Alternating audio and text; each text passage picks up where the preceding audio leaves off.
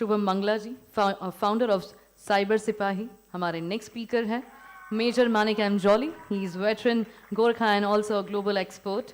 हमारे next speaker he is Rahul Roshan ji, of India chief and senior journalist. तो अगले हमारे स्पीकर हैं शुभम मंगला जी।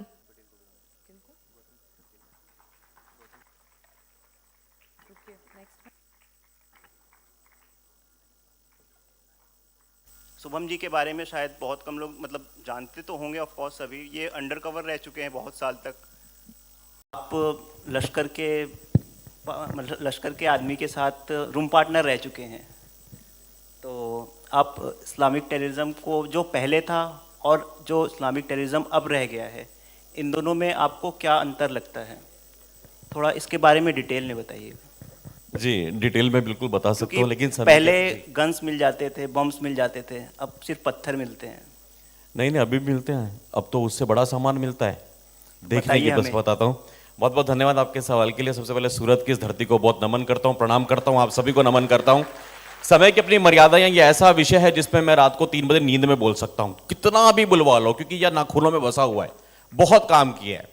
थोड़ी तेज स्पीड में चलाऊंगा गाड़ी, समय को मैनेज कर रहे हैं। दोस्तों, एक सवाल पूछता हूं, जितने लोग यहां पे बैठे हैं मुझे ये बताइएगा ईमानदारी से, आपके जो दाएं साइड बैठा है, आपके दाईं तरफ, राइट साइड, कितने लोग हैं जो अपने दाईं तरफ बैठे हुए व्यक्ति को जानते हैं पर्सनली?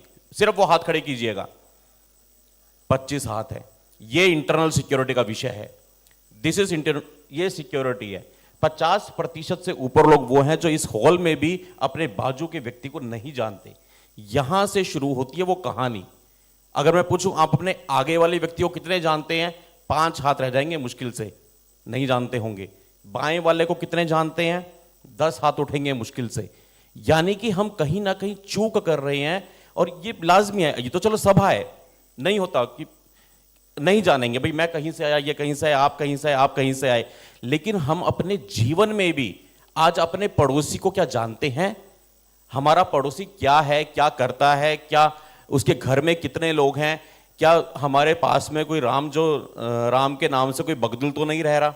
ये बहुत सारे ऐसे विषय हैं। मेरी जिंदगी में यही एक मोड़ आया था, लगभग जो आपने बोला कि अंडरकवर या लश्कर का आतंकवादी, तकरीबन 22 साल हो गए। 22 साल पहले की बात है। कल्पना कीजिए 22 साल पहले की आयु क्या होगी। और जब आप आराम से किसी एक रूम में रह रहे हैं, पेइंग गेस्ट में, पीजी में रह रहे हैं, मेरी एजुकेशन का टाइम था, तो 2-3 लोग थे, हम एक कमरे में सोया करते थे। एक बड़ा बिस्तर था, उसी पे सो जाते थे। तो अब रात को पता भी नहीं जप्पी किस पे डल गई, पैर किस पे चढ़ गया। कुछ दिनों बाद पता चलता है जिस पे जप्पी जो पैर जा रहा है वो तो लश्कर का आतंकवादी है। अभी नींद आनी बंद हो गई रात को। एक आम व्यक्ति को उसके बाद कैसे नींद आएगी जब ये पता चलेगा कि जिसके साथ तू रात को सो रहा है बिस्तर पे, वो लश्कर का आतंकवादी है। बस यहां से कहानी ने कुछ मोड़ लिया, और सिर्फ कहानी नहीं, पूरी जिंदगी बदल गई। उसके बाद की कुछ बातें हैं, क्योंकि शब्द ऐसा है, अंडरकवर बोला तो वो कारपेट के नीचे रहे ज्यादा बेहतर है। लेकिन अनुभव से कुछ ये बातें आपको बताऊंगा। जिहाद का जो स्वरूप 1400 साल पहले था, आज भी वही है। जो लक्ष्य 1400 साल पहले तय हुआ था, वो लक्ष्य आज भी वही है। तरीके बदलते रहे हैं, मंजिल नहीं बदली है। वेपन्स की बात की, पहले आपने कहा कि हथियार मिलते थे, बम बंदूकें मिलती थी, अब पत्थर मिल रही हैं। अभी तो बहुत बड़े बड़े सामान है, लेकिन आज शोभा यात्राओं पे पत्थर जा रहे हैं। इस देश में हमारी शोभा यात्राओं पे ऐसे पत्थर नहीं उछले। आज आप देखिए, सूरत में, गुजरात में अभी इंडिया पाकिस्तान का मैच किस तारीख को था दोस्तों? शायद 10 को था, पिछले हफ्ते ही था, संडे, फिर 11 को शिफ्ट हो गया था। शायद सूरत की घटना है। यहां पे एक व्यक्ति ने पटाखे बजाए, उसकी पिटाई की गई, उसको रात को 11 बजे मारा गया। ये सारी चीजें वो हैं कि ये कौन है जो देश को तोड़ना चाहते हैं, हम सबको मालूम है। लेकिन ये हमारे बीच में इस तरह से रमे बसे हैं, हम इनको पहचान नहीं पाते। जिहाद के स्वरूप क्या है? अगर मैं आपसे पूछूं जिहाद, कौन सा जिहाद आप लोग जानते हैं? लव जिहाद सबसे पहले यही आएगा। दूसरा बोले तो लैंड जिहाद आएगा। तीसरा बोले तो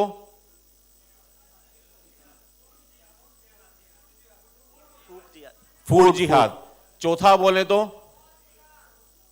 कॉल जिहाद। पांचवा A to Z में पूरी की जो है ना अल्फाबेट, सब में जिहाद है। इतने तरीके हैं। आपके घर के बच्चों को, जैसे भी कल्पना जी ने बताया, भाई एक तरीका था कि आपने बच्चों को मारा, कत्ल गारत की, सब कुछ किया, आपने उनको निपटा दिया। आज की तारीख में लक्ष्य वही है, काफिर मरना चाहिए, तरीके बदल गए। रेल जिहाद, एक्सीडेंट जिहाद, कितने आपने किस्से सुने हैं। हमारे श्रद्धालु अमरनाथ जी की यात्रा पे गए, बस पलट गई, खाई में गिर गई, कुछ दिनों बाद पता चलता है ड्राइवर कौन था। रेल की पटरियों में आपको पता पड़ता है क्या हुआ। ये सारे वो तरीके हैं कि किसी ना किसी तरह काफिर की जनसंख्या को देश में से कम किया जाए। इसके लिए आम व्यक्ति क्या कर सकता है? आम व्यक्ति को विजिलेंट होने की आवश्यकता है। हम लोग इतने सतर्क रहें, हम चलते फिरते सीसीटीवी कैमरा बन जाए, हम लोग अपने आंख नाक कान खुले रखें, हर चीज को देखने के नजरिए को इतना पैना कर ले, हर चीज हमें इशारा देती है। आज हम यहां पे आए इस कार्यक्रम के लिए, बहुत सारे लोगों ने रील्स बनाई होंगी, बहुत सारे लोगों ने छोटे छोटे वीडियो बनाए होंगे। एक एक मिनट की, एक एक पल की, आज यहां इस मंच पे कौन बैठा, किसने क्या बोला, ये वीडियो जब रिलीज होंगे तब होंगे। लेकिन एक एक बात बाहर लीक हो चुकी है, सारी बातें बाहर पहले ही जा चुकी होंगी। आज मान लीजिए मुझे किसी शहर में जाना है, मुझे किसी शहर में जाकर के कोई चीज पता करनी है कि यार यहां का सबसे अच्छा खाना क्या है। सूरत की बात ले लीजिए, अगर मेरे को सूरत के बारे में कुछ नहीं मालूम, कोई एक मोहल्ला देखना है, अभी सर्च करूंगा यूट्यूब के ऊपर, किसी ना किसी ने पक्का कोई वीडियो बना के डाला हुआ होगा। अब हम उसको रोक नहीं सकते, सब लोग बनाते हैं, ब्लॉगिंग कर रहे हैं, अच्छी बात है। लेकिन अब इसका उपयोग कितना है, सदुपयोग कितना है, दुरुपयोग कितना है, वो लोग इसको कैसे यूज कर रहे हैं। हम अपने सोचने के नजरिए को थोड़ा सा बदल लें, हम अपने काम करने के तरीके को थोड़ा सा बदल लें। ये हमारा सबसे बड़ा हथियार है आज की तारीख में सोशल मीडिया में। और हिंदुओं के लिए तो इसलिए क्योंकि सामान, आपने बोला, हकीकत यह है मेरे भाई, सामान अपने यहाँ नहीं मिलता, अपने घरों में नहीं मिलता, उनके घरों में तो बहुत, उनके किनके तहखानों में है अब सब जानते हैं। अपने यहाँ तो तहखाना ही नहीं है, उनके तहखानों में भरा पड़ा है। कुछ कह रहे हैं? उनके तहखानों में सब भरा हुआ है, अपने यहाँ पे नहीं है। तो ये वो चीजें हैं जिनमें हमारे को विजिलेंट होना पड़ेगा। अगर ये हमारा सबसे बड़ा हथियार है, हम इसको उपयोग में कैसे लाएं।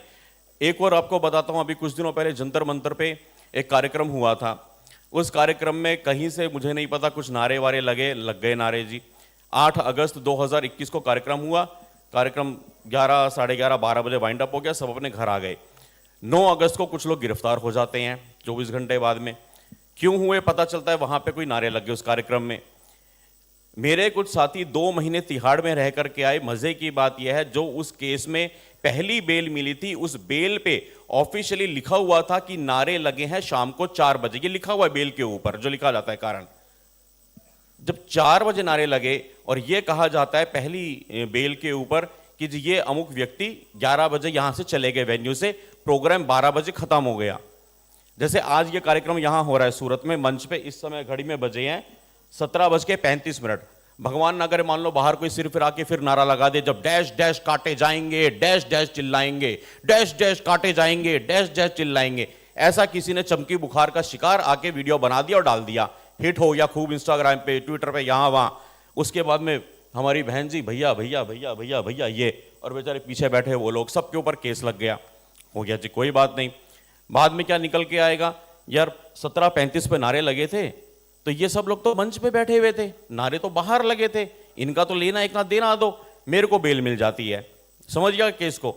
अगर मुझे बेल मिल गई तो बाकी लोग 60 दिन तक जेल में क्यों हैं? जब मैं मंच पे हूं नारे लगने के समय, तो ये भी तो मंच पे थे ना। इसका जवाब कौन देगा? ये हमारी न्याय व्यवस्था है, उसमें उसका जवाब देने वाला कोई नहीं है, उन बेचारों के 60 दिन वापस देने वाला कोई नहीं है। तो करना क्या है, इसका सही से इस्तेमाल करना सीखो। आपने नारे लगाने वाले घर में गाजर मूली नहीं काटी होगी, प्याज नहीं काटा होगा, नींबू नहीं काटा होगा, पर क्या कह रहा, जब डैश डैश काटे जाएंगे, डैश डैश चिल्लाएंगे। उसके किसी के नारे के चक्कर में कितने लोगों के घर तबाह हो गए, कितने लोगों के 60 दिन बर्बाद हो गए। वो तिहाड़ में रह के आए, मेरा चैनल बर्बाद हो गया, सब कुछ तबाह हो गया। तो ये चीजें वो हैं जो हमें बहुत माइन्यूटली सीखनी होंगी, समझनी होंगी। जो मेरे एक्सपीरियंस है मैं आपसे शेयर कर सकता हूं आज, क्योंकि समय बहुत ज्यादा हो चुका है और एक सेशन इसके बाद और भी है। अगर आपके कोई सवाल होंगे उनका जवाब देने का मैं प्रयास करूंगा। जय हिंद साहब, मेरा सवाल शुभम मंगला जी से है। हमारे आजू बाजू जो भी जॉन्डिस रहते हैं, जॉम्बिस मानी ये कठमुल्ले, तो हम इसको एक्सपंज कर दीजिए। हाँ सबको पता चल गया, सब बेहतर जानते हैं। तो उन सबको हम पहचान कैसे, थोड़ी बहुत तो हम पहचान में आ जाते हैं, लेकिन पूरी तरीके से एकदम अंदर से डीपली जो हम माहिती इन्फॉर्मेशन निकालनी है तो कैसे हम निकालें? ये बहुत अच्छा सवाल है आपका। देखिए, मैंने आपको बताया था अभी लश्कर के आतंकवादी वाला की रात को उसके साथ में सोता था, कि शौक नहीं था सोने का, ऐसा कोई मैं नहीं, बिल्कुल सीधा मामला है। लेकिन वो रूममेट थे, बाद में पता चला कि लश्कर का आतंकी निकला। बाद में यहाँ इस पूरे सभागार में सिर्फ मेरी काजल बहन है जिसको डिटेल में सारा किस्सा मैंने बताया हुआ है, उनको मालूम है। वो निजामुद्दीन स्टेशन पे 110 किलो आरडीएक्स के साथ में पकड़ा गया था। अब पकड़ा गया या पकड़वाया गया, वहां से जिंदगी बदली थी मेरी। तो उसके 3 साल के बाद की बात है, इस लश्कर वाले कांड के 2005 में, जो आपका सवाल है उसका उत्तर दे दूं। मैं एक ऑपरेशन के लिए गया था कश्मीर में, मेजर साहब शायद जानते होंगे, 128 ADA regiment, air defence artillery. अब वो जो रेजिमेंट थी एयर डिफेंस आर्टिलरी, उसका जो वेपन हाउस मतलब शस्त्रागार जहां पे सारे सामान होता है, उसके बाहर एक लाइन लिखी हुई थी। 18 साल पहले वो लाइन मैंने पढ़ी थी और यहां आज भी वो चिपकी हुई है। और क्या शब्द थे उस शस्त्रागार के बाहर दीवार पे लिखे हुए कि शत्रु हमारे बीच में है, हमारे इर्द गिर्द है, हर किसी को शक की निगाह से देखो। ये शब्द 18 साल पहले मैंने वहां पढ़े और वो आज तक यहां चिपके हुए हैं। तो इतना बहमी, इतना शक्की हूं कि मेरे तो घर वाले भी परेशान है, यार तो सब पे शक करता है क्या, ऐसा बनना पड़ेगा। किसी को अच्छा लगे तो ठीक, ना लगे तो ठीक, अपने को बचाएं, अपने परिवार को बचाएं, फिर मोहल्ले को, पड़ोस को, देश को, सब आगे बढ़ेगा। जो मैंने शुरू में कहा ना, अपने आजू बाजू में कौन है, आपके दाएं कौन है, बाएं कौन है, आगे कौन है, पीछे कौन है, हमें अपने पड़ोसी नहीं पता। आज मैं इतने सारे केस आपको गिना सकता हूं। शनि मंदिर का पुजारी बगदुल बन गया, जो आपका सवाल था। हमारे मंदिर के पुजारी बगदुल बन चुके हैं। मेरठ का केस है अभी इसी साल का। और हमारे ये यहाँ पे बैठी हैं साध्वी जी, हमारे आचार्य जी बैठे हुए हैं, आप लोग बताएंगे। कुंभ के मेले होते हैं, इतने बड़े बड़े धार्मिक आयोजन होते हैं, लाखों लाखों साधु संत आ रहे हैं, क्या उनमें से कोई बगदुल नहीं होगा? अरे क्या करना है, एक इधर गमछा डाला, इधर धोती पहनी, इधर रुद्राक्ष की माला डाली, थोड़ा बहुत हाथ में इधर भस्म लगाई, ले हर हर महादेव, हर हर महादेव डमरू लेकर के। कौन चेक कर रहा है? वो सब उनके सीसीटीवी कैमरास हैं, वो आपकी एक एक लोकेशन को लीक कर रही हैं। एक एक चीज पाकिस्तान जा रही है। आईएसआई के स्लीपर सेल्स जगह जगह है। हो सकता है जब हम ये बातें कह रहे हैं इस सभागार में किसी सीट पे कोई बैठा हो, ये संभव है। हमें इस माइंडसेट से आज हम जब यहां से उठे, internal security is very very vast subject, बहुत बड़ा विषय है। लेकिन हम ये सोचे कि हम क्या कंट्रीब्यूट कर सकते हैं देश के लिए, हम क्या कर सकते हैं एज एन इंडिविजुअल। एक शपथ मेरे साथ ले लीजिए, क्योंकि समय की अपनी मर्यादा है, आधे मिनट की शपथ है, 30 सेकंड में। मैं कसम खाता हूं, अगर मोबाइल को हथियार की तरह इस्तेमाल करूंगा तो कोई ऐसा वीडियो नहीं बनाऊंगा जहां पे हम ये कहें देखो देखो हमने भगवा गाड़ दिया, देखो देखो हमने ये कर दिया। ये नहीं करना। वीडियो उनके सीखो। पूरे दिल्ली दंगे में किसने बताया? छतों पे सामान आ गया, छतों पे गुलेल आ गई, छतों पे तेजाब आ गया, किसी ने नहीं बनाया। हाय अल्लाह, हम इस देश में डर लगता है, वीडियो वो बनाते हैं। आपको शपथ लेनी है, मैं रोते हुए वीडियो बनाऊंगा, हिंदू के पिटने की वीडियो बनाऊंगा, तो जीत जाओगे अपने आप। धन्यवाद। Thank you. सिंपल सी बात है, आप अपने क्राइम का एविडेंस खुद क्यों क्रिएट करोगे? जय हिंद। हेलो